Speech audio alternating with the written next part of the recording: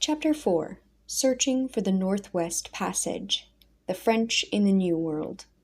Although some adventurers came to North America looking for gold, others came with a different purpose. They hoped to find a Northwest Passage, a river that would run all the way through North America, out into the Pacific Ocean on the other side. If merchants could sail through a Northwest Passage and get to the eastern ports of China and India, they could grow wealthy trading for silks and spices. Explorer after explorer tried to find the Northwest Passage and failed.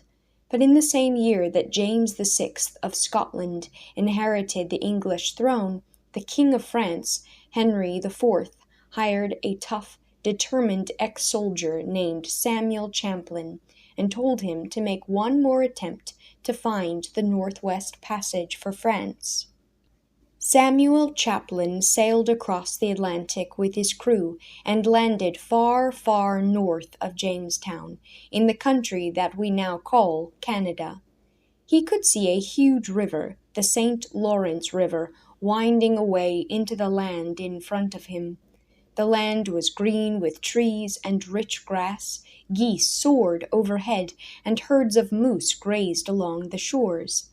There was plenty of fresh water and fertile land for crops.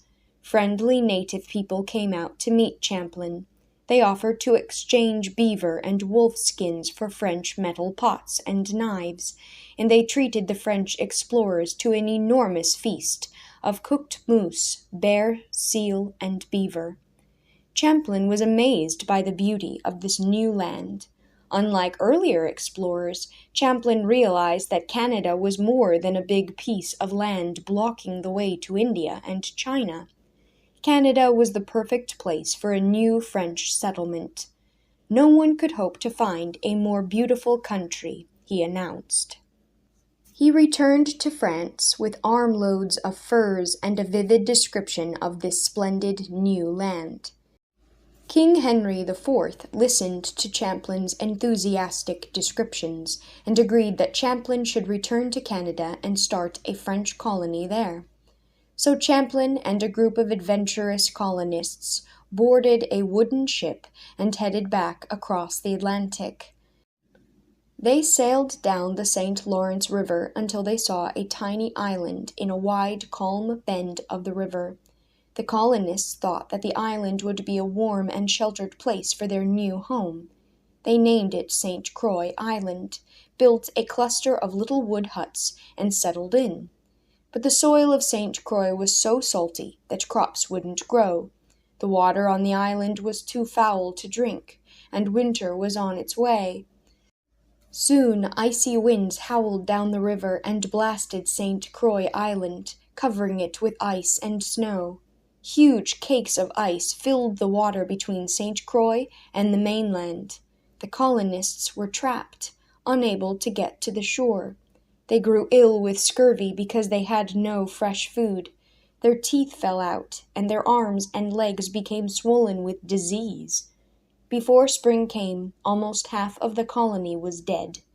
Finally, supply ships arrived from France with more colonists, tools, and seeds. The colony was saved. Champlain decided to move the settlement to Port Royal, a protected harbor on the west side of Nova Scotia, a peninsula that stretches down from the mainland.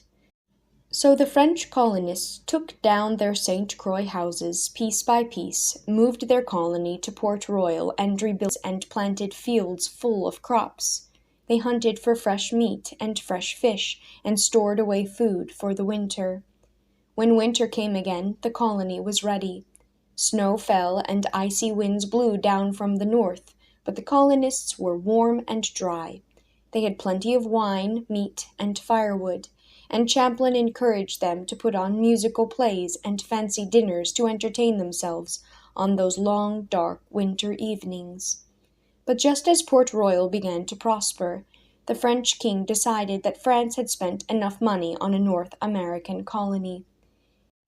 He ordered the colonists to abandon their settlement and come home. Sadly, Champlain loaded the settlers and their goods onto his ships and sailed back to France. But he didn't give up. he spent months at the French court, begging the king for another chance to establish a French colony in Canada. Finally, the king agreed to one last attempt. So Champlain collected 28 adventurous men and headed back to the St. Lawrence River. This time, Champlain took his ship ashore near a narrow channel in the river.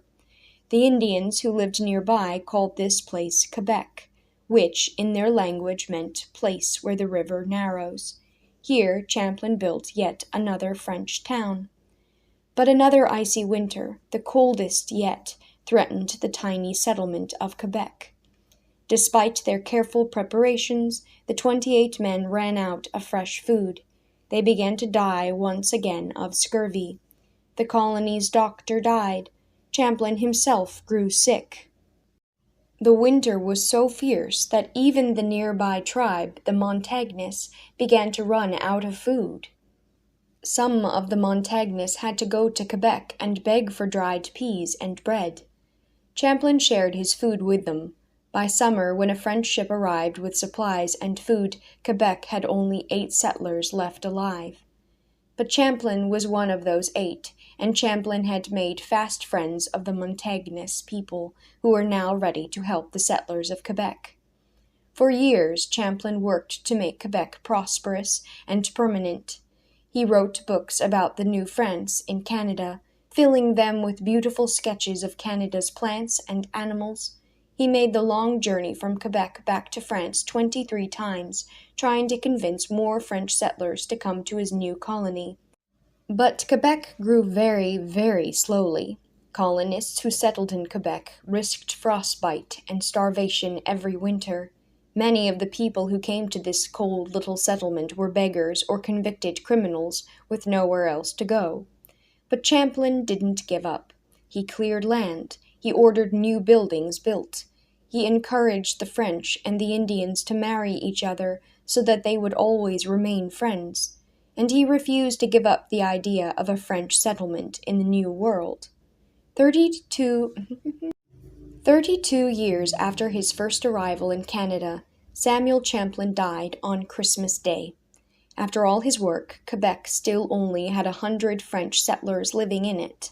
But although Quebec was small, it survived and went on growing. Today, the city of Quebec, which is now spelled Quebec, is the capital of a whole Canadian province, also called Quebec. And the people of Quebec still speak French. Samuel Champlain's persistence had brought France to the New World and earned him the nickname Father of New France.